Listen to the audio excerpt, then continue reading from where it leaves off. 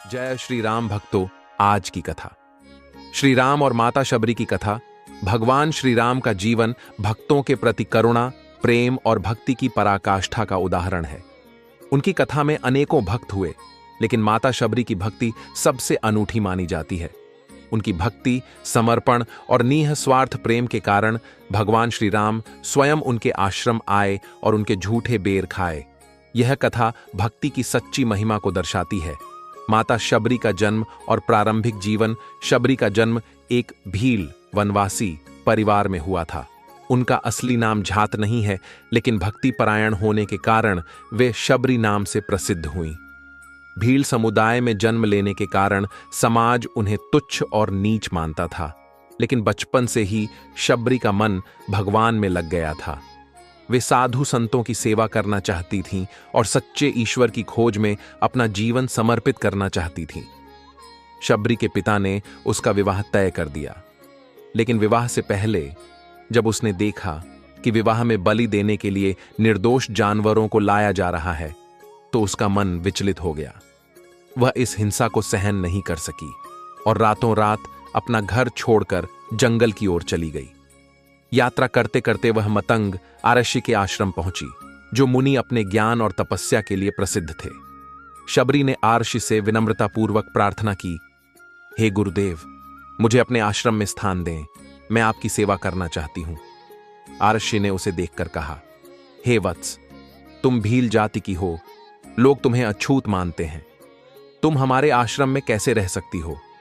शबरी ने उत्तर दिया, गुरुदेव, मैं जाति से नहीं, अपने हृदय से आपकी सेवा करना चाहती हूं। मैं केवल भगवान की भक्ति चाहती हूं। मतंग ऋषि उसकी निस्वार्थ भक्ति से प्रभावित हुए और उसे अपने आश्रम में रहने की अनुमति दे दी। शबरी ने कई वर्षों तक पूरे मन से आश्रम की सेवा की। वह रोज सुबह उठकर आश्रम की सफाई करती, जल भरकर लाती थी। श्री राम के आगमन की भविष्यवाणी एक दिन जब मतंग ऋषि ध्यान में बैठे थे, उन्होंने शबरी से कहा, हे शबरी, मेरी तपस्या अब पूर्ण हो चुकी है और मुझे अपने धाम जाना है, लेकिन तुम इसी आश्रम में रहो, क्योंकि एक दिन स्वयं भगवान श्री राम यहां पधारेंगे और तुम्हें मोक्ष प्रदान करेंगे। यह सुनकर शबरी आनंद से भर गई। मतंग ऋषि के जाने के बाद भी शबरी रोज भगवान श्री राम की प्रतीक्षा करती।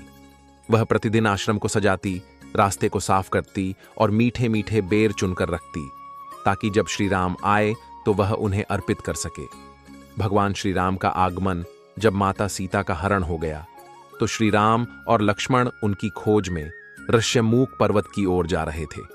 तभी वे शबरी के आश्रम के पास पहुंचे।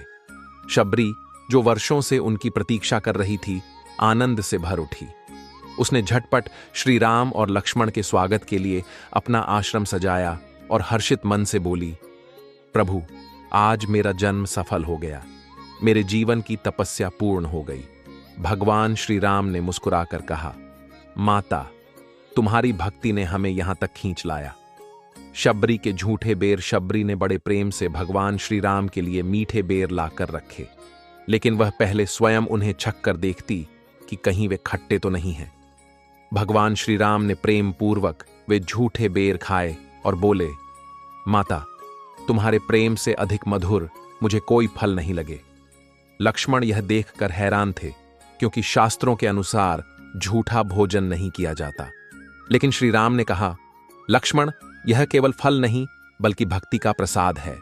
श्री राम का उपदेश और शबरी का मोक्ष। भगवान श्री राम ने शबरी को नवधा भक्ति का उपदेश दिया, जिसमें बताया कि सच्ची भक्ति के 9 चरण होते हैं। 1. संतों की संगति। 2. भगवान की कथा सुनना। 3. सेवा और प्रेम। 4. नाम संकीर्तन। 5. भगवान के गुणों का मनन। 6. भगवान की सेवा में तन्मयता। 7. भगवान को अपना मित्र मानना। 8. समर्पण और अहंकार का त्याग। 9. पूर्ण आत्मसमर्पण। शबरी यह उपदेश सुनकर भाव विभोर हो गई और अंत में भगवान श्री राम के चरणों में अपना शरीर त्याग कर मोक्ष प्राप्त कर लिया। निष्कर्ष, माता शबरी की कथा हमें सिखाती है, सच्ची भक्ति में जाति पाति, अमीरी गरीबी का कोई स्थान नहीं होता। भगवान केवल प्रेम को स्वीकार करते हैं, नियमों से ऊपर उठकर। सच्चा भक्त भगवान को अपने प्रेम से बांध सकता है। जय श्री राम। मिलते हैं अगली वीडियो में। धन्यवाद।